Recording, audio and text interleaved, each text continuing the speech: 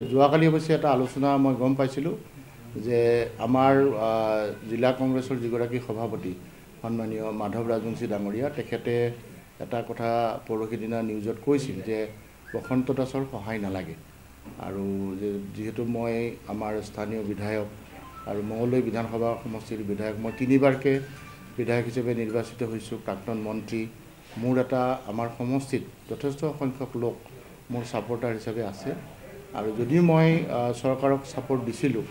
কিন্তু মোৰ যিসকল কংগ্ৰেছ কৰ্মী আছে তেওঁলোকে কংগ্ৰেছৰ যিখিনি মিটিং বা তেনেকুৱা ধৰণৰ তেতিয়া তেখেতে জিলা কংগ্ৰেছৰ সভাপতি হিচাপে যেতিয়া তেওঁলোকক মাতিছে আহ্বান কৰিছে তেওঁলোক গৈছে মিটিং মাটাং কৰিছে এইখিনিলৈকে ঠিকে আছিল কিন্তু যোৱা পৰহি তেখেতে যেতিয়া ক'লে যে আমাক বসন্ত দাসৰ সহায় নালাগে তেতিয়া আমাৰ কৰ্মীসকল আমাৰ যি আমাৰ 3টা ব্লক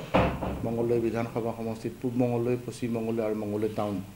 3টা ব্লকৰ সভাপতিসকল তেওঁলোকৰ মণ্ডল প্ৰেচিডেণ্ট আমাৰ যিসকল মূল কৰ্মী আছে তেওঁলোকে সকলো আলোচনা কৰি যোৱাকালি সন্ধিয়া মোক জনালে যে আমাৰ যিহেতু ৰাজবংশী ডাঙৰীয়াই কেণ্ডিডেট হ'ব তেখেতে কৈছে যে আমাৰ সহায় নালাগে গতিকে তেওঁলোকে কৈছে যে আমি বিজেপিতে যোগদান কৰিম মই এতিয়া কৈছোঁ যে তেওঁলোক যিহেতু ব্লকৰ সভাপতি আৰু আজিকালি সকলো ইণ্ডিপেণ্ডেণ্ট মোবাইলৰ যুগ বৰ্তমান কি চলি আছে ভৱিষ্যতে কি হ'ব এই সকলোৱে নিজে সিদ্ধান্ত কৰিব পাৰে বা নিজে জানে গতিকে তেওঁলোকে সেইটো সিদ্ধান্ত কৰি আজি বিজেপি দলত তেওঁলোকে যোগদান কৰিছে আমাৰ জিলা মহিলা কংগ্ৰেছৰ সভানেত্ৰী ডাঙৰীয়ানী কিছু আমাৰ আগৰ ব্লকৰ সভাপতি আগৰ মণ্ডলৰ সভাপতি কিছু পঞ্চায়তৰ সভাপতি বিভিন্ন ধৰণৰ কৰ্মী বা আমাৰ নেতৃবৃন্দই বিজেপি দলত যোগদান কৰিছে মই এইমাত্ৰ আহি গোটেইখিনি খবৰ পাইছোঁ আৰু এতিয়ালৈকে ভালদৰে মই খবৰ লোৱাই নাই কোন যোগদান কৰিছে নিশ্চয় এইটো যিহেতু মই চৰকাৰক সহযোগিতা আগবঢ়াইছোঁ চৰকাৰ যিটো তেওঁলোকৰ চলি আছে ভৱিষ্যত দিনত মোৰো সহায় হ'ব আৰু আমি সকলোৱে আমাৰ মঙলদৈ উন্নয়নৰ কথা চিন্তা কৰিব পাৰিম মই নিজেই 5টা ইলেকশ্যন খেলিছোঁ আৰু আপোনালোকে যদি চাই যোৱা মোৰ নিজৰ 5টা ইলেকশ্যন MP 5টা পঞ্চায়ত 5টা মিউনিচিপালিটি 5টা আমাৰ BTC 3টামান হ'ব এনেকৈ মিলালে মোটামুটি 15ৰ পৰা 20টা ইলেকশ্যন মই নিজৰ খেলিছোঁ আৰু যোৱা 19ৰ যিটো লোকসভা ইলেকশ্যন 14ৰ লোকসভা ইলেকশ্যন তেতিয়া যিসকল কংগ্ৰেছৰ কেণ্ডিডেট আছিল তেওঁলোকৰ কাৰ্যালয়বিলাক মোৰ ঘৰতে আছিল যিহেতু মোৰ টাউনত ঘৰ গতিকে মই ইলেকশ্যনটো খুব ওচৰৰ পৰা দেখিছোঁ আৰু বৰ্তমান যিটো সময় এই সময়টোত আমি দেখা পাইছোঁ যে কেন্দ্ৰত যিখন চৰকাৰ আছে প্ৰধানমন্ত্ৰী নৰেন্দ্ৰ মোদী ডাঙৰীয়াৰ নেতৃত্বত তেওঁলোকে যি ধৰণৰ বিকাশ বা যি ধৰণৰ উন্নয়নমূলক কাম কাজ আৰম্ভ কৰিছে গতিকে এই ক্ষেত্ৰত ভাৰতবৰ্ষৰ ৰাইজে কিছু সিদ্ধান্ত লৈছে আৰু আগতেও বহুত চৰকাৰ আছিল আমাৰো চৰকাৰ আছিল কিন্তু ৰাষ্ট্ৰীয় আৰু আন্তঃৰাষ্ট্ৰীয় পৰ্যায়ত প্ৰধানমন্ত্ৰী ডাঙৰীয়াই কিছু কাৰ্যসূচী বা তেনেকুৱা ধৰণৰ কাম কাজ কৰিছে য'ত আমাৰ ভাৰতবৰ্ষ যথেষ্ট আগতকৈ আমি ইণ্টাৰনেশ্যনেল লেভেলত যথেষ্ট ভাৰতবৰ্ষৰ নাম হৈছে আৰু ভাৰতবৰ্ষতো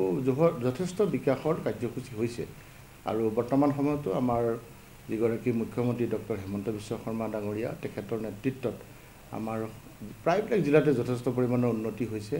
আৰু আজি দুদিনমান আগত আমাৰো বিকাশ যাত্ৰা হৈছে আৰু আশা কৰিম যে ভৱিষ্যত দিনত আমাৰ আৰু কিছু আমাৰ সমষ্টিত কাম কৰিবলগীয়া আছে জিলাখনত আমাৰ কাম কৰিবলগীয়া আছে